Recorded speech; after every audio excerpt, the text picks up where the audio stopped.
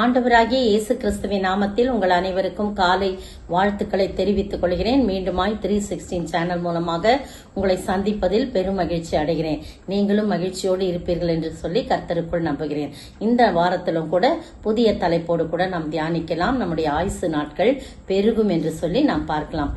எப்படி பெருகும், யாருக்கு பெருகும், எப்போது பெருகும் என்று சொல்லி நாம் சுருக்கமாய் 5 தலைப்புகளிலே தியானிக்கலாம். அதற்கு முன்பதாக தலைகளை தாழ்த்தி நாம் ஜெபிப்போம். உம்மோடு இருப்பதுதான் உள்ளத்தின் வாஞ்சையா, சித்தம் செய்வதுதான் இதயத்தின் ஏக்கமையா. இசையா உம்மைத்தானே என் முன்னே நிறுத்தியுள்ளேன். இசையா உம்மைத்தானே என் முன்னே நிறுத்தியுள்ளேன். எனக்காக யாவையும் செய்பவரே, செய்து முடிப்பவரே. எனக்காக யாவையும் செய்பவரே, செய்து முடிப்பவரே. என் பாரங்கள் என் சுமைகள், என் பாரங்கள் என் சுமைகள் உம் பாதத்தில் இறக்கி வைத்தேன். இசையா உம்மைத்தானே என் முன்னே நிறுத்தியுள்ளேன். இசையா உம்மைத்தானே என் முன்னே நிறுத்தியுள்ளேன். இரக்கமும் உருக்கமும் நீடிய சாந்தமும் கிருபையும் உள்ளவரே. இரக்கமும் உருக்கமும் நீடிய சாந்தமும் கிருபையும் உள்ளவரே. என் ஜீவனை அழிவில் நின்று, என் ஜீவனை அழிவில் நின்று மீட்டவரே, என் மேய்ப்பரே. இசையா உம்மைத்தானே என் முன்னே நிறுத்தியுள்ளேன். இசையா உம்மைத்தானே என் முன்னே நிறுத்தியுள்ளேன். ஆமாண்டவரே, ஏசையா உங்களை தான் எங்க முன்னால் நிறுத்தியிருக்கிற ஆண்டவரே, நீங்க பேசுங்க, நாங்க கேட்கிறோம். இயேசுவின் நாமத்தில் ஜெபிக்கிறேன் பிதாவே, ஆமேன். ஆயுசு நாட்கள் பெருகும். எப்போது, யாருக்கு என்று சொல்லி பார்க்கலாம். முதலாவது, கர்த்தருடைய வார்த்தைகளை ஏற்றுக்கொள்ளும் போது ஆயுசு நாட்கள் பெருகும். கர்த்தருடைய வார்த்தைகளை ஏற்றுக்கொள்ளும் போது ஆயுசு நாட்கள் பெருகும். வாசிக்க கேட்போம். நீதிமொழிகள் 4:10. என் மகனே கேள், என் வார்த்தைகளை ஏற்றுக்கொள், அப்பொழுது உன் ஆயுசின் வருஷங்கள் அதிகமாகும். பாருங்க, சாலமோன் ஞானி எவ்வளவு திட்டமும் தெளிவுமா சொல்றாரு. மகனே கேள், என் மகனே கேள், என் வார்த்தைகளை ஏற்றுக்கொள், அப்பொழுது உன் ஆயுசின் வருஷங்கள் அதிகமாகும் சொல்லப்பட்டிருக்கு. என்ன, ஆண்டவருடைய வார்த்தைகளை நாம் கேட்க வேண்டுமா? 4:4 கூட நம்ம வாசிக்க கேட்போம். அதே நீதிமொழிகள் 4:4. அவர் எனக்கு போதித்து சொன்னது, உன் இருதயம் என் வார்த்தைகளை காத்துக்கொள்ள கடவுது, என் கட்டளைகளை கைக்கொள், அப்பொழுது பிழைப்பாய். பாத்தீங்களா, என் வார்த்தைகளை காத்து கொள்ள கடவுது, அது மட்டும் இல்ல, என் கட்டளைகளை கைக்கொள், அப்பொழுது பிழைப்பாய். அப்படின்னா பிழைப்பாய்னா உன் ஆயுசு நாட்கள் அதிகமாகி நீ இந்த பூமியிலே பிழைத்து பெருகுவாய் என்று சொல்லி அர்த்தம். இன்னொரு வசனம் கூட வாசிக்கலாம். நான் அதே நீதிமொழிகள் 4:5. ஞானத்தை சம்பாதி, புத்தியையும் சம்பாதி, என் வாயின் வார்த்தைகளை மறவாமலும் விட்டு விலகாமலும் இரு. திரும்பவும் அந்த அதிகாரத்துல சாலமோன் ஞானி ஆண்டவருடைய வார்த்தைகளை காத்துக்கொள்ளணும், அதை ஏற்றுக்கொள்ளணும், அதை பாதுகாக்கணும், அந்த வார்த்தைகளை விட்டு விலகாம இருக்கணும் அப்படின்னு சொல்லி சொல்றாரு. அப்பதான் உன் ஆயுசு நாட்கள் பெருகும் அப்படின்னு சொல்றாரு. இன்னொரு வசனம் கூட வாசிக்கலாம். அதே நீதிமொழிகள் 4:22 பாருங்க. என் மகனே, என் வார்த்தைகளை கவனி, என் வசனங்களுக்கு உன் செவியை சாய். 22ஆம் வசனம் பாருங்க. அவைகளை கண்டுபிடிக்கிறவர்களுக்கு அவைகள் ஜீவனும் அவர்கள் உடலுக்கெல்லாம் ஆரோக்கியமும். எவ்வளவு அருமையான வசனம் பாத்தீங்களா? ஆண்டவருடைய வார்த்தைகளுக்கு செவி கொடுக்கணும், அவைகளை கண்டுபிடிக்கணும். அதை கண்டுபிடிக்கும் போது அது நமக்கு என்னவா? ஜீவனும் அவர்கள் உடலுக்கெல்லாம் ஆரோக்கியம். அப்போ அது நமக்கு ஜீவனை கொடுக்குது, உடலுக்கு ஆரோக்கியத்தை கொடுக்குது. அப்பனா நம்முடைய ஆயுசு நாட்கள் ஆட்டோமேட்டிக்கா என்னாவும் பெருகும் என்று சொல்லப்படுது. அப்போ முதலாவது கர்த்தருடைய வார்த்தைகளை ஏற்றுக்கொள்ளும் போது ஆயுசு நாட்கள் பெருகும். கர்த்தருடைய வார்த்தைகளை ஏற்றுக்கொள்ள வேண்டும் என்று சொன்னால் நமக்கு என்ன வேணுமா? விசுவாசம் வேண்டும். அந்த விசுவாசம் இருந்தா மட்டும்தான் அப்படியே அவருடைய வார்த்தைகளை ஃபுல்லா நம்ம நம்பிக்கையோட என்ன பண்ண முடியும்? ஏற்றுக்கொள்ள முடியும். அதனால விசுவாசம் வேணும். பாருங்க, இதை சொன்ன உடனே எனக்கு ஆபிரகாமின் ஞாபகம் தான் வந்தது. ஆதியாகமம் 12:1 பாருங்களேன். கர்த்தர் ஆபிரகாமை நோக்கி, நீ உன் தேசத்தையும் உன் இனத்தையும் உன் தகப்பனுடைய வீட்டையும் விட்டு புறப்பட்டு நான் உனக்கு காண்பிக்கும் தேசத்துக்கு போ. பாத்தீங்களா? திடீர்னு ஆபிரகாம கூப்பிட்டு ஆபிரகாமுடைய வம்சங்கள்லாம் ஆண்டவர் நம்ம புறஜாதியா தான் அவங்க இருந்தாங்க. ஆனாலும் ஆண்டவர் பாருங்க, ஆபிரகாமை நோக்கி நீ உன் தேசத்தையும் உன் இனத்தையும் உன் தகப்பனுடைய வீட்டையும் விட்டு புறப்பட்டு நான் உனக்கு காண்பிக்கும் தேசத்துக்கு போன்னு சொன்ன உடனே அந்த வசனம் சொல்லுது பாருங்க. ஆதியாகமம் 4 பாருங்க, 12:4. கர்த்தர் ஆபிரகாமுக்கு சொன்னபடியே அவன் புறப்பட்டு போனான். போதும், கர்த்தர் ஆபிரகாமுக்கு சொன்னபடியே அவன் புறப்பட்டு போனான். எவ்வளவு ஒரு கீழ்ப்படிதல் பாத்தீங்களா? எவ்வளவு ஏற்றுக்கொள்றார், விசுவாசம். ஏன் ஆண்டவரே, நான் திடீர்னு எங்கேயோ இருந்தேன், என்னைய கூப்பிட்டு காண்பிக்கும் தேசத்துக்கு போன்றீங்க, எந்த தேசம், என்ன, எப்படி இருக்கும், எதுக்காக அனுப்புறீங்க, ஒரு கேள்வி கூட கேட்கலங்க. அப்படியே அந்த வார்த்தையை ஏற்றுக்கொண்டான். அப்படியே அந்த வார்த்தையை ஏற்றுக்கொண்டு அப்படியே புறப்பட்டு போனான். எவ்வளவு, அதுதான் ஒரு விசுவாசிகளின் தகப்பனாக எண்ணப்படுறார். பிரியமான நீங்களும் நானும், ஆண்டவர் நமக்கு ஒண்ணு சொல்லிட்டார்னா அதை அப்படியே விசுவாசிக்கணும், அப்படியே ஏற்றுக்கொள்ளணும். கேள்விகள் கேட்கக்கூடாது. அப்படிதான் அதை கேட்டுட்டோம்னு சொன்னா அதனால என்ன கிடைக்குது அவருக்குன்னு பாத்தீங்கன்னா, ஆதியாகமம் 13:14 வாசிங்க. லோத்து ஆபிரகாமை விட்டு பிரிந்த பின்பு கர்த்தர் ஆபிரகாமை நோக்கி, உன் கண்களை ஏறெடுத்து நீ இருக்கிற இடத்திலிருந்து வடக்கேயும் தெற்கேயும் கிழக்கேயும் மேற்கேயும் நோக்கிப்பார். பாருங்க, 4 பக்கமும் நோக்கிப்பார். லோத்து தனியா செழிப்பான பூமியை பார்த்துட்டு சோதம் குமாராக்கு போயிடுறான். ஆபிரகாம் அப்படியே இருக்கும்போது ஆண்டவரை நோக்கி, ஆபிரகாமே நீ உன் கண்களை ஏறெடுத்து வடக்கையும் தெற்கையும் மேற்கையும் கிழக்கையும் நோக்கிப்பார், நீ பாக்குற இடமெல்லாம் உனக்கு தருவேன்னு சொல்லி நீங்க பாத்தீங்கன்னா அந்த 17 வாசிக்கலாம். நீ எழுந்து தேசத்தின் நீளமும் அகலமும் எம்மட்டோ அம்மட்டம் நடந்து திரி, உனக்கு அதை தருவேன் என்றார். முதல்ல பார்க்க சொல்றார், நோக்கிப்பார், 4 பக்கமும் 4 திசையில நோக்கிப்பார் என்றார். அடுத்தது என்ன சொல்றாரு? நட, உனக்கு எவ்வளவு தூரம் நடக்க முடியுமோ நட, நீ எம்மட்டும் எழுந்து தேசத்தின் நீளமும் அகலமும் அம்மட்டும் நடந்து திரி, நீ திரியிற இடமெல்லாம் உனக்கு தருவேன் அப்படின்னு சொல்ற. காரணம் என்ன தெரியுமா? அப்படியே அவருடைய வசனத்தை, வார்த்தையை ஏற்றுக்கொள்றாரு, அதை விசுவாசிக்கிறாரு. அதனால அவரு ஆசீர்வதிக்கப்படுறாரு. உன் சந்ததியை 16 இடையில 16 பாருங்க, அந்த 13:16. உன் சந்ததியை பூமியின் தூளை போல பெருக பண்ணுவேன். ஒருவன் பூமியின் தூளை எண்ணக்கூடுமானால் உன் சந்ததியும் எண்ணப்படும். சரி, இப்படியே சொல்லி அப்படியே ஏற்றுக்கொள்றாரு. அப்படியே சந்ததி ஆசீர்வதிக்கப்படுது. இன்னொரு வசனம் கூட வாசிக்கலாம் பாருங்க. ஆதியாகமம் 22:2. அதுலயும் ஒரு அப்படியே வசனத்தை ஏற்றுக்கொள்ற காரியத்தை நம்ம பாக்குறோம். ஆதியாகமம் 22:2 பாருங்க. அப்பொழுது அவர், உன் புத்திரனும் உன் ஏகசுதனும் உன் நேசகுமாரனுமாகிய ஈசாக்கை நீ இப்பொழுது அழைத்துக் கொண்டு மோரியா தேசத்துக்கு போய் அங்கே நான் உனக்கு குறிக்கும் மலையின் ஒன்றின் மேல் அவனை தகன பலியாக பலியிடு என்றார். பாருங்க, அதுக்கு முன்னால பாத்தீங்கன்னா ஆதியாகமம் 15:4 பாருங்களேன். 15:4 பாத்தீங்கன்னா அங்க ஒரு காரியத்தை சொல்றாரு. அதை சொல்லிட்டு இதை நான் உங்களோட கூட பகிர்ந்து கொள்றேன். முதலாவது 15:4 பாருங்க. அப்பொழுது கர்த்தருடைய வார்த்தை அவனுக்கு உண்டாகி, இவன் உனக்கு சுதந்திரவாளி அல்ல, உன் கர்ப்ப பிறப்பாய் இருப்பவனே உனக்கு சுதந்திரவாளி ஆவான் என்று சொன்னார். பாருங்க, இதுல சில காரியம்லாம் நடந்த பின்பு கர்த்தருடைய வார்த்தை ஆபிரகாமுக்கு உண்டாகி அவர் சொல்றாரு, ஆபிரகாமே நீ பயப்படாத, நான் உனக்கு கேடகமும் உனக்கு மகா பெரிய பலனுமாய் இருப்பேன் அப்படின்னு சொல்ற. அப்ப ஆபிரகாம் கேட்கிறார், கர்த்தராகிய ஆண்டவரே, அடியனுக்கு நீர் என்ன தருவீரு? நான் பிள்ளை இல்லாம இருக்கிறேனே, என் வீட்டு ஊழியக்காரன் தான் எனக்கு சுதந்திரவாளியா இருக்கிறான், விசாரணைக்காரனா இருக்கிறானே அப்படின்னு சொன்ன உடனே ஆண்டவர் சொல்றாரு, இவன் உனக்கு சுதந்திரவாளியர் புத்திர சந்தானம் தேவரீர் எனக்கு புத்திர சந்தானம் அருளவில்லை, இதோ என் வீட்டிலே பிறந்த பிள்ளை, அதாவது அவன் வீட்டுல ஊழியம் செய்யறோம் எனக்கு சுதந்திரவாளியா இருக்கான்னு சொன்ன உடனே ஆண்டவர் சொல்றாரு, இவன் உனக்கு சுதந்திரவாளி அல்ல, உன் கர்ப்ப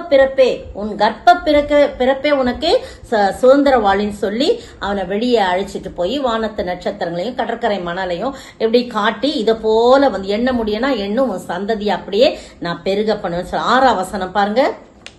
அவன் கர்த்தரை விசுவாசித்தான், அதை அவர் அவனுக்கு நீதியாக எண்ணினார். அவர் சொன்ன வார்த்தையை அப்படியே ஏற்றுக்கொண்டு அவனை கர்த்தரை விசுவாசித்தான், அது அவனுக்கு நீதியாக எண்ணப்பட்டது. இப்ப பாத்தீங்கன்னா 22ஆம் அதிகாரத்துல இந்த காரியங்கள்லாம் நடந்த பிறகு ஆபிரகாம சோதிக்கிறார் ஆண்டவரே.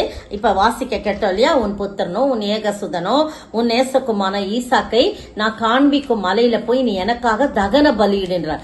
எவ்வளவு உடைந்து போயிருப்பான் இல்லையா ஆபிரகாமே.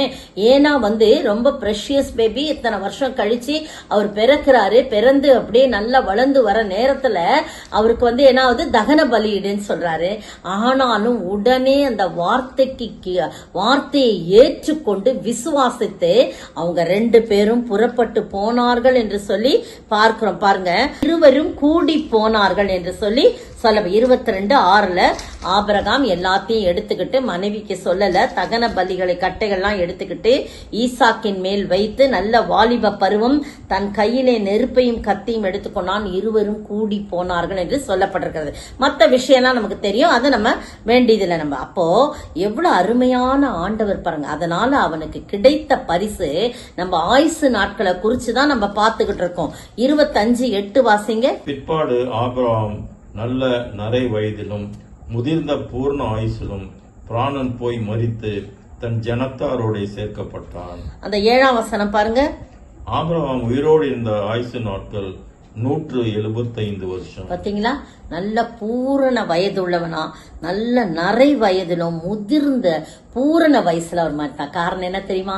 அப்படியே அவருடைய வசன வார்த்தையை ஏற்றுக்கலாம். கர்த்தர் என்ன சொன்னாருங்க அதை அப்படியே ஏற்றுக்கொண்டு விசுவாசித்தான், அது அவனுக்கு நீதியாக எண்ணப்பட்டது. அதே போல அவனுடைய குமாரனாகிய ஈசாக்குக்கும் ஆண்டவர் பூரண வயதை கட்டளையிட்டார். காரணம், தகப்பன் என்ன சொல்றார் அதை கேட்டார், ஆண்டவர் என்ன சொன்னார் அதை கேட்டார். இங்கேயே தங்கீர், எகிப்திலே தங்கீர் அப்படின்னு சொல்றாரு. அந்த பஞ்ச காலத்திலும் ஈசாக்கு விதை விதைத்த போது அது 100 மடங்கு பலன் கொடுத்தது என்று சொல்லி பாக்குறோம். அப்ப பாத்தீங்கன்னா 35:28 பாருங்க. அதே போல ஈசாக்கும் என்ன பண்றாரு, மரிக்கிறார். பூரண வயதுள்ளவரா அவர் மரிக்கிறாருன்னு சொல்லி போடப்பட்ட. ஈசாக்கு விருத்தாப்பியமும் பூர்ண ஆயுசு உள்ளவனாகி 180 வருஷம் ஜீவித்திருந்தான். அவர் 175னா இவர் 180 வருஷம் ஜீவித்திருந்தான் சொல்லி போடப்படுது. அப்போ உங்களுக்கும் எனக்கும் ஆயுசு நாட்கள் பெருகி பெருகிறது பெருசு இல்லைங்க, சுகத்தோடும் பலத்தோடும் கடைசி வரைக்கும் நாம் இருக்க வேண்டும் என்று சொன்னால் கர்த்தரை அவருடைய வசனத்தை ஏற்றுக்கொள்ள வேண்டும். ஏற்றுக்கொள்ளும் போது அது விசுவாசம் இருந்தா மட்டும்தான் ஏற்றுக்கொள்ள முடியும். பாருங்க, ஒரு பாடலை கூட நாம் பாட கேட்கலாம்.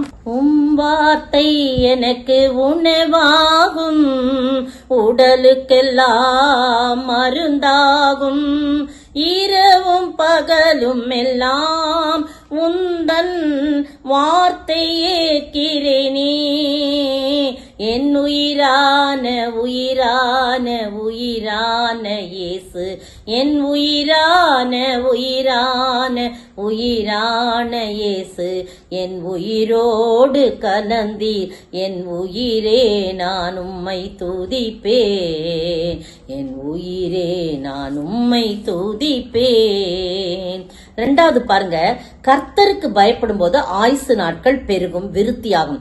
நீதிமொழிகள் 9 வசனம் 10, 11 வசனங்களை வாசிக்கலாம். கர்த்தருக்கு பயப்படுதலே ஞானத்தின் ஆரம்பம், பரிசுத்தரின் அறிவே அறிவு. என்னாலே உன் நாட்கள் பெருகும், உன் ஆயுஷின் வருஷங்கள் விருத்தியாகும். பாத்தீங்களா, கர்த்தருக்கு பயப்படுதல் தாங்க ஞானத்தின் ஆரம்பம். அதனால என்னாலே உன் நாட்கள், நீ பயந்து இருக்கும் போது, கர்த்தருக்கு பயந்து நடக்கும் போது உன் ஆயுசு நாட்கள் பெருகும், உன் ஆயுசின் வருஷங்கள் விருத்தியாகும், பெருகும், பலுகி பெருகோன் என்று சொல்லி சொல்லப்பட்டிருக்குது. அப்போ நீதிமொழிகள் 10:27 கூட வாசிக்கலாம். 10:20. கர்த்தருக்கு பயப்படுதல் ஆயுசு நாட்களை பெருக பண்ணும், துன்மார்க்கருடைய வருஷங்களோ குறுகி போகும். ஆமா, இதேதான். கர்த்தருக்கு பயப்படுதல் ஆயுசு நாட்களை பெருக பண்ணும், துன்மார்க்கனின் வருஷங்களோ குறுகி போகும் என்று சொல்லப்படுது. அப்போ நீங்களும் நானும் ஆண்டவருடைய சமூகத்துல கர்த்தருக்கு பயப்படும் போது கர்த்தர் என்ன செய்வாரு? நம்மை ஆசிர்வதித்து நம்முடைய ஆயுசு நாட்களை பெருக பண்ணுவார் என்று சொல்லப்பட்டிருக்கு. உபாகமம் 6:1 பாருங்க. உபாகமம் 6:1. நீ உன் தேவனாகிய கர்த்தருக்கு பயந்து உயிரோடு இருக்கும் நாளெல்லாம் நீயும் உன் குமாரனும் உன் குமாரத்தியும் நான் உனக்கு விதிக்கிற அவருடைய எல்லா கற்பனைகளையும் கட்டளைகளையும் கை கொள்ளுகிறதினாலே உன் வாழ்நாட்கள் நீடித்திருக்கும். ஆமா ஆமா, நம்ம கற்பனைகளையும் கட்டளைகளையும் கை கொண்டு கர்த்தருக்கு பயப்படுறதுனா என்னங்க? அவருடைய வார்த்தைகளை கை கொண்டு நடக்கும் போது கர்த்தருக்கு பயப்படுகிற பயம் இருக்கு. இன்னைக்கு கர்த்தருக்கு பயப்படுகிற பயமே இல்லாம போயிடுச்சுங்க.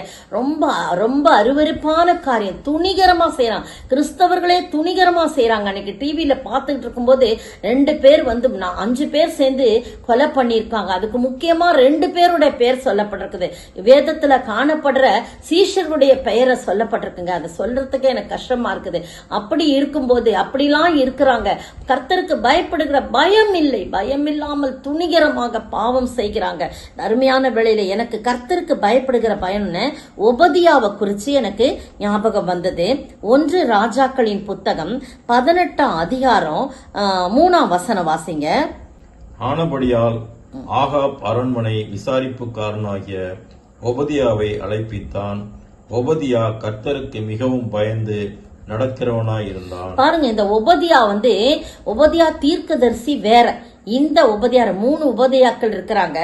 உபதியா தீர்க்கதரிசி வேற, இந்த உபதியா அரண்மனை ஆகாப்போட அரண்மனை விசாரிப்புக்காரனா அவன் இருக்கிறான். உபதியா என்ன செய்யறான்? கர்த்தருக்கு பயப்படலாம் இருக்கிறான். ஏசபேல் கர்த்தரின் தீர்க்கதரிசிகளை எல்லாம் கொலை பண்ணும் போது இவர் என்ன பண்றார்? 100 தீர்க்கதரிசிகளை சேர்த்து 50 ஒரு கெபியில ஒளிய வைத்தவன். அதனாலதான் கர்த்தருக்கு பயப்படுகிற பயத்துல வந்ததுனால இது மாதிரி காரியங்கள்லாம் செய்யறார். 18ஆம் வசனம் வாசிக்கலாம். அதுலயே அவன் இஸ்ரவேலை கலங்க பண்ணுகிறவன் நான் அல்ல, கர்த்தரின் கட்டளைகளை விட்டு பாகால்களை பின்பற்றியதனால் நீரும் உங்களுடைய தகப்பன் வீட்டாருமே இஸ்ரவேலை கலங்க பண்ணுகிறவர்கள். பாருங்க, இந்த சம்பவம் நமக்கு தெரியும். 3 வருஷம் ஆயிடுது பஞ்சம் அப்ப கர்த்தருடைய வார்த்தை எலியாவுக்கு உண்டாகி, நீ போய் ஆகாபுக்கு உன்னை காண்பி, நான் தேசத்தின் மேல் மழையை கட்டளையிடுவேன்னு சொல்றாரு. 1 ராஜாக்கள் 18:5 பாருங்க. ஆகாப் ஒபதியாவை பார்த்து, நீ தேசத்தில் இருக்கிற எல்லா நீரூற்றுகள் இடத்திலும் எல்லா ஆறுவிடத்திலும் போய் நாம் சகல மிருக ஜீவன்களையும் சாக கொடாமல் குதிரைகளையும் கோவேரி கழுதைகளையுமாவது உயிரோடே காப்பாற்றும்படி நமக்கு புல் அகப்படுமா என்று பாருன்னு சொல்றாங்க. அதப்படியே தேசத்தை சுற்றி பார்க்க ஆகாப் ஒரு பக்கமும் ஒபதியா ஒரு பக்கமும் போறாங்க. அப்படி போகும்போது வழியில எலியாவை சந்திக்கிறாங்க. எலியாவை சந்திச்ச உடனே அவர் கேட்க முகம் குப்புற விழுந்து, நீர் எலியாதானே அப்படின்னு சொல்லி சொல்றான் உபதியா. ஆமா நான் தான், நீ போய் எலியா வந்திருக்கான்னு சொல்லி ஆகாப் ராஜாட்ட சொல்லணும்னு இவன் பயப்படுறான். ஏன்பா? அவர் கேட்கிறாரு, என்னை ஆகாப் கொன்று போடும்படி நீர் உமது அடியானை என் கையில அவன் கையில ஒப்பு கொடுத்தீரோ? நான் என்ன பாவம் செய்தேன்? அந்த ஏசபேல் எல்லா தீர்க்கதரிசிகளும் அழிச்ச போது நான் 100 பேரை பத்திரமா நான் கெபிலெல்லாம் 50 பேரா ஒளிய வச்சேனே. இப்ப போய் எலியா வந்திருக்கான்னு நான் சொன்ன உடனே அவர் பார்க்கும்போது, நீங்க திடீர்னு தேவன் உங்களை கர்த்தர் உங்களை ஆவியில எங்கேயாவது கொண்டு போயிருவாரு, அப்ப என்னை கொண்டு போடுவான், நான் சும்மா சொன்னேன்ட்டு அப்படின்லாம் சொல்றா. இல்ல அதை நீங்க படிச்சு பாருங்க ஃபுல்லா. இல்ல நான் இன்றைக்கு கண்டிப்பா நான் ஆகாப்புக்கு என்னைய காண்பிப்பேன், ஆனால் நீ போய் சொல்லு, கர்த்தருடைய ஜீவனை கொண்டு நான் சொல்றேன் அப்படின்னு சொன்ன உடனே அவன் போய் சொல்றான். அதுக்கு பிறகு நடந்த சம்பவம்லாம் நமக்கு தெரியும். இந்த பாகால் தீர்க்கதரிசிகள்லாம் அக்கினியை 2 பிரிச்சு 2 காளைகளை சந்தா வெட்டி இது பலியிடுறது அவங்க கூப்பிடுற போது பாகால் அந்த அவங்க தெய்வம் கை கூடல காது கொடுத்து கேட்கல. அப்புறம் எலியா ஆண்டவரை நோக்கி கூப்பிடும் போது அந்த அக்கினியினால் பதிலளிக்கும் தேவனே தேவன் சொல்லி எல்லாரும் அறிந்து கொள்ளும்படியாக கர்த்தர் மாற்றி போட்டார். இப்ப நமக்கு அந்த சம்பவம் எல்லாம் வேண்டியதில்ல. இப்ப கர்த்தருக்கு பயப்படுகிறவன் இந்த ஒபதியா அரண்மனை விசாரிப்புக்காரனா இருக்கிறான், கீழ்படிறான், கர்த்தருடைய தீர்க்கதரிசிகள்லாம் காப்பாற்றான். அதனால அவன் கர்த்தருக்கு பயப்படுகிறன்னு சொல்லி நாம் அறிந்து கொள்றோம். 1 ராஜாக்கள் 18:9 முதல் 18 வரைக்கும் நீங்க வாசித்து பாருங்க வீட்டுல. அந்த விளக்கம் தான் இப்ப நான் சுருக்கமா சொன்னேன். அந்த உபதியாவை பத்தி சொல்லும் போது சரித்திரம் சொல்லுது, அவன் நீடித்த ஆயுள் வாழ்ந்து மரித்தான் என்று சொல்லப்படுகிறது. ஏன்? அவன் கர்த்தருக்கு பயப்படுகிற பயம். நிறைய பேர் இருக்கிறாங்க கர்த்தருக்கு பயப்படுற பயத்துல இருக்கின்றவங்க. ஆனா உபதியாவை குறிச்சு நான் படிக்கும் போது எனக்கு இது ரொம்ப சந்தோஷமா இருந்துச்சு. உபதியாவை குறிச்சு நம்ம அதிகமா பேசுறது இல்லையா? இல்ல. அதனால இந்த உபதியாவை குறித்து சொல்லணும்னு, அவன் நீடித்த ஆயுள் உள்ளவனாய் வாழ்ந்து மரித்தான். காரணம், அவன் கர்த்தருக்கு பயப்படுகிறவன் என்று சொல்லி 2 முறை நம்ம வாசிக்கிறோம். 1 ராஜாக்கள் 18:3 18ஆம் வசனத்திலே நம்ம வாசிக்கிறோம். ஒரு பாடல் கூட நம்ம பாட கேட்போம். அந்த பாடலின் வரிகள் கூட இப்படிதான் எடுத்து சொல்லப்படுகிறது. நாம் பார்ப்போம். பிரியமானவனே, உன் ஆத்துமா வாழ்வது போ, நீ எல்லாவற்றிலும் வாழ்ந்து சுகமாயிரு மகனே. உன் ஆத்துமா வாழ்வது போல் நீ எல்லாவற்றிலும் வாழ்ந்து சுகமாயிரு மகளே. கர்த்தருக்கு பயந்து நடத்தல் என்பது நாட்கள் பெருகிடுமே, தடைகளெல்லாம் தகர்த்திடுவார். பயந்து நடந்தால் ஜெயம் கொடுப்பார், பயந்து நடந்தால் ஜெயம் பெறுவாய். பிரியமானவளே, உன் ஆத்துமா வாழ்வது போல் நீ எல்லாவற்றிலும் வாழ்ந்து சுகமாயிரு மகளே. பாருங்க, கர்த்தருக்கு பயந்து நடந்தால் ஆயுசு நாள் பெருகிடுமே, தடைகள் எல்லாம் தகர்த்து போடுவார், பயந்து நடந்தால் ஜெயம் பெறுவாய் என்று சொல்லி அழகாய் பக்தன் பாடி இருக்கிறத நம்ம வாசிக்கிறோம். 3வது பாருங்க, கர்த்தர் மேல் நம்பிக்கையில் உறுதியாய் இருந்தா நீடித்த நாட்கள் உண்டாகும் என்று சொல்லி பார்க்கிறோம். 2 ராஜாக்கள் 18:5 வாசிக்கலாம். அவன் இஸ்ரவேலின் தேவனாகிய கர்த்தரின் மேல் வைத்த நம்பிக்கையிலே அவனுக்கு பின்னும் அவனுக்கு முன்னும் இருந்த யூதாவின் ராஜாக்களிலெல்லாம் அவனைப் போல் ஒருவனும் இருந்ததில்லை. அடுத்த வசனம் வாசிக்கலாம். 6. அவன் கர்த்தரை விட்டு பின்வாங்காமல் அவரை சார்ந்திருந்து கர்த்தர் மோசேக்கு கற்பித்த அவருடைய கற்பனைகளை கைக்கொண்டு நடந்தான். அடுத்தது வாசிக்கலாம். ஆகையால் கர்த்தர் அவனோடு இருந்தார், அவன் போகிற இடம் எங்கும் அவனுக்கு அனுகூலமாயிற்று. பாருங்க, யார் அந்த ராஜா அப்படின்னு சொல்லும்போது எசேக்கியா ராஜா கர்த்தர் மேல வச்ச நம்பிக்கையில அவனுக்கு முன்னும் யாரும் இருந்ததுலையா, அவனை போல பின்னும் யாரும் இருந்ததில்ல.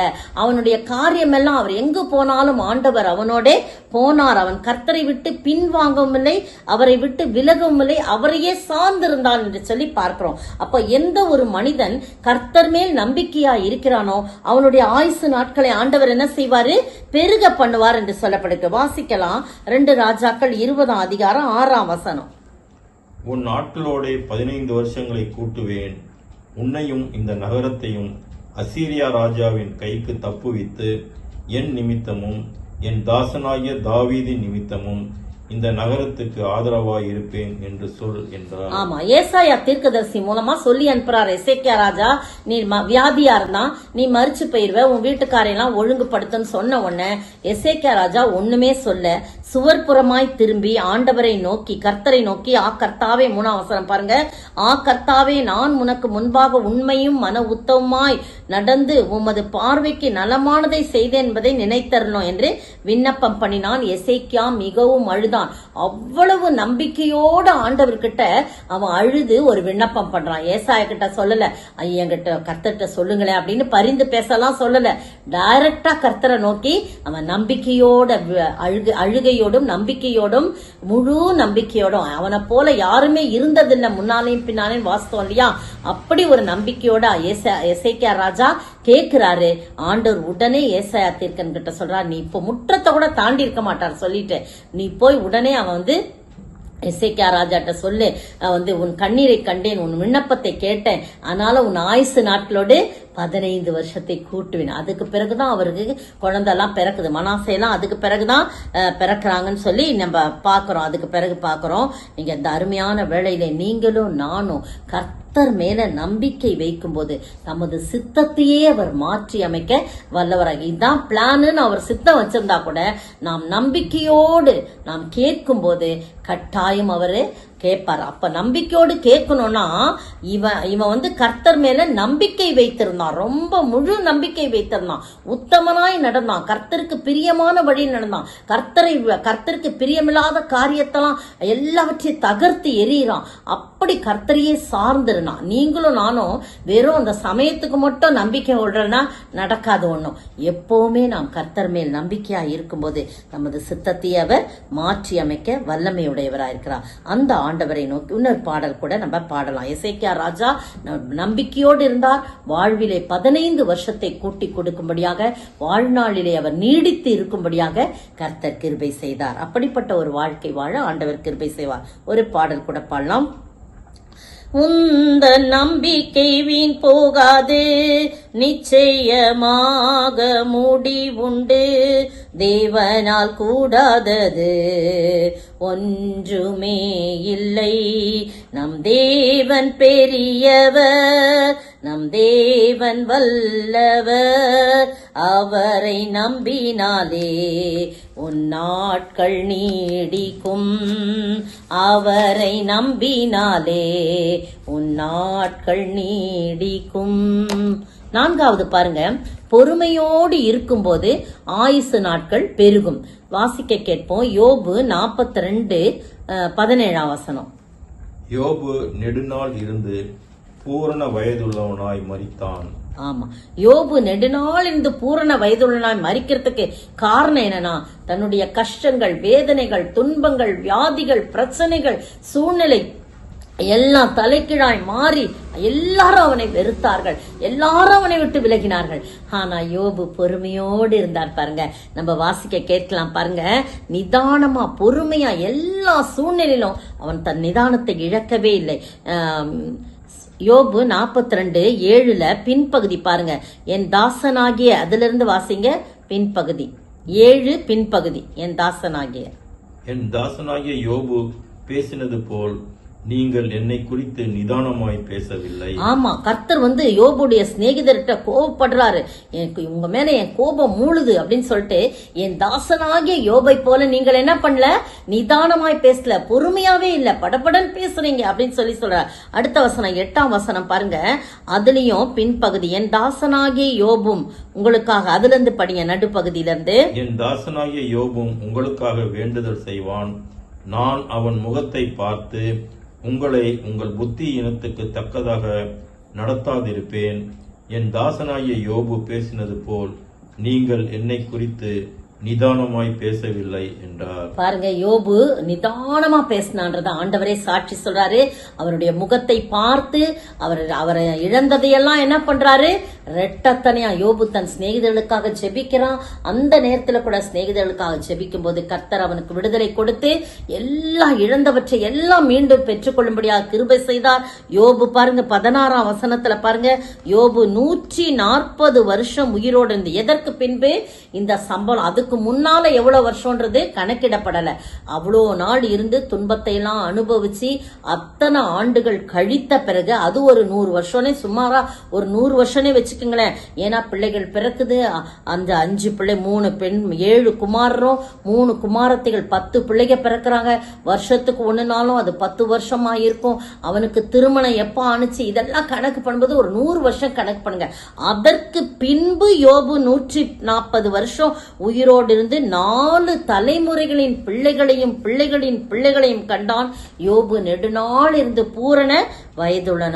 எந்த ஒரு மனிதன் பொறுமையோடு நிதான நிதானத்தோடு எல்லா சூழ்நிலைகளிலும் அந்த நிதானம் தான் நமக்கு இருக்கிறது இல்ல, அந்த பொறுமை தான் நமக்கு இருக்குல்ல, உடனே நமக்கு சட்டுன்னு என்ன ஆயிடுது, அந்த பொறுமையை இழக்கிறவர்களா இருக்கிறோம். என்னையே சேர்த்துதான் சொல்றேன், பொறுமையை இழக்கிறவர்களா இருக்கணும். நீங்களும் நானும் யோபுவை போல இருக்கணும்னு பிரயாசப்படணும். ஓவன் இப்ப சொல்லுகிற நான் பிரயாசப்படணும், கேட்கிற நீங்க பிரயாசப்படணும். இந்த அருமையான வேளையில பொறுமையோடு நாம் காத்திருக்கும் போது ஆண்டவர் நம்மை ஆசீர்வதித்து ஆயுசு நாட்களை பெருக பண்ணுவார். ஒரு பாடல் கூட பாட கேட்போம். பரிசுத்தரீசு என்னை தேடி வந்தார், அவர் என்னை தேடி வந்தார். பொறுமையுடன் இருந்து காத்திருப்போர் என்றுமே, பொறுமையுடன் இருந்து காத்திருப்போர் என்றுமே உத்தமனாய் ஜீவியம் செய்திடுவார். அவர் உத்தமராய் ஜீவியம் செய்திடுவார். அவர் வருகைக்கு ஆயத்தமாவோம், அவர் வருகைக்கு ஆயத்தமாவோம். பாருங்க, பொறுமையுடைய இருந்து காத்திருக்கும் போது உத்தமனாய் ஜீவியம் யோபு செய்தது போல செய்யும் போது கட்டாயம் ஆயுசு நாட்கள் பெருகும், பூரண வயது உண்டாகும், இழந்த யாவற்றையும் நாம் திரும்ப பெற்றுக்கொள்வோம். கடைசியாய் சாந்த குணமாய் இருக்கும் போது ஆயுசு நாட்கள் பெருகும். பொறுமை வேற, சாந்த குணம் வேற. அப்படி இருக்கும் போது நம்முடைய ஆண்டவர் சாந்த குணம் உள்ளா இருந்தாரு. மோசையை குறித்து நம்ம வாசிக்கலாம். எண்ணாகமம் 12:3. மோசேயானவன் பூமியில் உள்ள சகல மனிதரிலும் மிகுந்த சாந்த குணம் உள்ளவனாயிருந்தான். பாருங்க, பூமியில் உள்ளவர்களிலும் மிகுந்த சாந்த குணம் உள்ளவராய் மோசே இருந்தார்னு சொல்லி பாக்குறோம். இது எந்த சந்தர்ப்பம்னா, சகோதரனும் சகோதரியும் அவனுக்கு விரோதமா முறுமுறுக்கிறாங்க. அவ எத்தியோப்பிய ஸ்திரிய மனம் முடித்ததுனால முறுமுறுக்கிறாங்க. மோசையை கொண்டு மட்டும் தான் பேசுவாரா, எங்களை கொண்டு வந்து பேச மாட்டாரா அப்படின்னு சொல்லி அவங்க எல்லாம் பேசும்போது ஆண்டவருக்கு கோபம் வந்துருது. ஆனா மோசைக்கு கோபமே வரல, சாந்தம் உள்ளவனாய். அதுலதான் இந்த இடத்துல சொல்ற, பூமியில் உள்ள சகல மனிதர்களும் மிகுந்த சாந்த குணம் உள்ளவனாய் இருந்தான். தன்னுடைய இது நிமித்த கர்த்தருடைய கோபம் உண்டாகி மீரியாமுக்கு வெண்குஷ்டம் ஏற்பட்ட போது இவர் தான் அதை பரிஞ்சு பேசி மன்னிக்க சொல்லி சொல்றாரு. ஜனங்களுக்காக பரிதபிக்கிற, ஜனங்களுக்காக பரிந்து பேசுகிற பரிந்துரை ஜபத்தை அடிக்கடி பேசுறாரு. ஒரு சிநேகிதனோடு பேசுவது போல ஆண்டவர் அவரோடு பேசுறாரு. எவ்வளவு நல்ல காரியம்லாம் நடக்குது பாருங்க. உபாகமம் 34:7 வாசிக்கலாம். மோசே மரிக்கிற போது 120 வயதாய் இருந்தான். அவன் கண் இருள் அடையவும் இல்லை, அவன் பெலன் குறையவும் இல்லை. இதுதாங்க ரொம்ப முக்கியமான காரியம். நம்ம ஆயுசு நாட்களே 100 வயசு வரைக்கும் இருக்கலாம், 105-10 வயசு வரைக்கும் கொடுக்கலாம், 175 வயசு வரைக்கும் கூட இருக்கலாம். ஆனா அது பெருசு இல்ல, அவன் சுகமா இருந்தான். பாத்தீங்களா, கண் இருளடையவில்லை. அடுத்து என்ன போட்டிருக்குது, கண் இருளடையும் இல்லை, பலன் குறையவும் இல்லை. இதுதான் ஆண்டவர் கொடுக்கிற தெய்வீக கிருபை. 1000 நாட்கள் கிருபை அவனுக்கு கிடைச்சதுன்னு பாக்குறோம். யோசுவாவுக்கும் அப்படிதான் 40 வயசுல இருந்த பலன் இன்றைக்கும் எனக்கு இருக்கிறது என்று சொல்லி யோசுவா சொல்றத நம்ம பாக்குறோம். இந்த அருமையான வேளையிலே நீங்களும் நானும் கர்த்தருக்காக சாந்த குணமுள்ளவர்களாய் இருக்கும் போது ஆயுசு நாட்களை பெருக பண்ணுகிற தேவனாய் இருக்கிறார். அது மட்டும் இல்ல பாருங்க, அந்த உபாகமம் 34:6 வாசிக்கலாம். 34:6. அவர் அவனை மோவாப் தேசத்தில் உள்ள பெத்பேயோருக்கு எதிரான பள்ளத்தாக்கிலே அடக்கம் பண்ணினார். இந்நாள் வரைக்கும் ஒருவனும் அவன் பிரேத குழியை அறியான். எவ்வளவு பெரிய ஆசீர்வாதம். 120 வயது வரைக்கும் இருந்து மரிக்கிறான். அந்த முதல்லாம் பாத்தீங்கன்னா அவர் சொல்றாரு, நீ இந்த நேபோ மலையில இருக்கிற அந்த பாரு, அங்க இருந்து பாரு, உன்னை அந்த தேசத்துக்கு நான் கொண்டு போக மாட்டேன். எவ்வளவு கஷ்டப்பட்ட அந்த ஜனங்கள கஷ்டத்தோட நஷ்டங்களையும் அனுபவிச்சு அவங்களுடைய முறுமுறுப்பு, அவங்களுடைய கோபம் எல்லாத்துக்கும் ஆளாகி அந்த ஜனங்களை அழைச்சிட்டு இருந்தான். ஒரே ஒரு காரியம் செஞ்சான், கண்மலையை பார்த்து பேசுன்னு சொன்னா. அவன் என்ன பண்ணிட்டான், முத தடவை அடிச்ச ஞாபகத்துல இந்த ஜனங்க போட்டு பண்ற டார்ச்சர்ல தெரியாம என்ன பண்ணிட்டான், கோவத்துல அந்த கண்மலையை அடிச்சுட்டான். அவ்வளவுதான் செஞ்சான். அதனால நீ என்ன பண்ண மாட்ட, கானான் தேசத்துல. அப்ப வாதாடவே இல்ல. என்ன ஆண்டவரே, நான் எவ்வளவு கஷ்டப்பட்ட இந்த ஜனங்களை 40 வருடமா நான் அழைச்சிட்டு வந்தேன், கடைசி நேரத்துல எனக்கு அந்த தேசத்தை நான் கால் மிதிக்க கொடுக்கல, எல்லாம் கேட்கவே இல்லை. அப்படியே சாந்த குணமா சரி ஆண்டவர் என்ன செய்யறார் செய்யட்டோன்னு அந்த நேபோ அந்த மலையில ஏறி அந்த தேசத்தை பாக்குறான். அதற்கு பிறகு அவன் மரிக்கிறான். பாருங்க, ஒண்ணுமே அவன் கேட்கவே இல்லை. அவனுக்கு கிடைச்ச ஒரு ஸ்லாக்கியம், கர்த்தரே எடுத்து அடக்கம் பண்றாருங்க. கர்த்தரே எடுத்து அடக்கம் பண்றார். உங்களுக்கும் எனக்கும் இப்படிப்பட்ட ஒரு ஸ்லாக்கியம் கிடைக்கணும்னா நாமும் மோசேயை போல சாந்தமும் உண்மை உள்ளவனா, என்னுடைய வீட்டில் எங்கும் உண்மை உள்ளவன் என்று சொல்லி அந்த சகோதரையும் சகோதரிகளையும் பார்த்து அவர் சொல்றதை நம்ம பார்க்கிறோம். என்னாகும் 12ஆம் அதிகாரத்துல நீங்க பார்த்தீங்கன்னா, என் தாசனாகிய மோசே என் வீட்டில் எங்கும் உண்மை உள்ளவன் என்று சாட்சி சொல்றார். சாந்த குணமுள்ளவனா இருக்கான், உண்மை உள்ளவனா இருக்கலாம். அவருடைய ஆயுசு நாட்களை கர்த்தர் பெருக பண்ணினாரு. மட்டுமல்ல, அவரே அடக்கம் பண்ணினார் அவர் மரித்த பிறகு. நீங்களும் நானும் அப்படிப்பட்ட ஸ்லாக்கியத்தை பெற்று வாழ நம்முடைய ஆயுசு நாட்கள் பெருகுவதற்கு கர்த்தருடைய வார்த்தைகளை ஏற்றுக்கொள்ள வேண்டும். ஏற்றுக்கொள்வதற்கு நமக்கு விசுவாசம் வேண்டும். 2வது, கர்த்தருக்கு பயப்பட வேண்டும். 3வது, கர்த்தர் மேல் நம்பிக்கையோடு இருக்க வேண்டும். 4வது, கர்த்தருக்காக பொறுமையுடன் காத்திருக்கணும். அது மட்டும் இல்ல, சாந்த குணமுள்ளவளாய் இருக்கும்போது ஆயுசு நாட்கள் பெருகும். தலைகளை தாழ்த்தி நாம் ஜெபிப்போமா.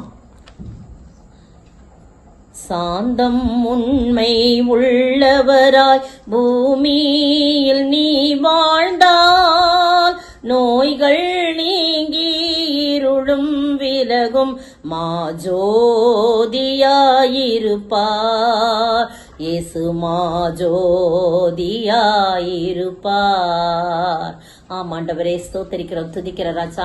நல்ல கொடுத்த வார்த்தைக்காய் ஸ்தோத்திரம். எங்களுடைய ஆயுசு நாட்களை ஆண்டவரே நீர் எவ்வளவு நாட்கள் எங்களுக்கு வைத்திருக்கிறீரோ அந்த நாட்கள் வரைக்கும் ஆண்டவரே நாங்கள் சுகத்தோடும் பலத்தோடும் சந்தோஷத்தோடும் சமாதானத்தோடும் உமக்கு ஏற்ற விதமாய் ஆண்டவரே உண்மையே நம்பி உண்மையே விசுவாசித்து உம்முடைய வார்த்தைகளை ஏற்றுக்கொண்டு ஆண்டவரே தகப்பனை உண்மையே சார்ந்த ஆண்டவரே பொறுமையோடும் சாந்தத்தோடும் நாங்கள் வாழும்போது கட்டாயங்களுடைய ஆயுசு நாட்களை பெருக பண்ணுவீர். பெருக பண்ணுவது ஒன்றுமில்லை ஆண்டவரே, நாங்கள் சுகத்தோடும் பலத்தோடும் ஆண்டவரே மோசே யோசுவாலாம் இருந்தது போல காணப்பட நீர் உதவி செய்ய வேண்டும் என்று உம்மை நோக்கி பார்க்கிறோம். கேட்டுக்கொண்டிருக்கிற ஒவ்வொருவரும் உடைய வார்த்தைகளுக்கும் கட்டளைகளுக்கும் கீழ்ப்படிந்து அந்த வார்த்தைகளை ஏற்றுக்கொண்டு வாழ ஆசீர்வாதமாய் வாழ நீர் உதவி செய்ய வேண்டும் என்று கர்த்தரும் மீட்பரும் ராஜாவுமாய் இயேசு கிறிஸ்துவின் விலையேறப்பட்ட நாமத்துல ஜெபிக்கிறேன் பிதாவே.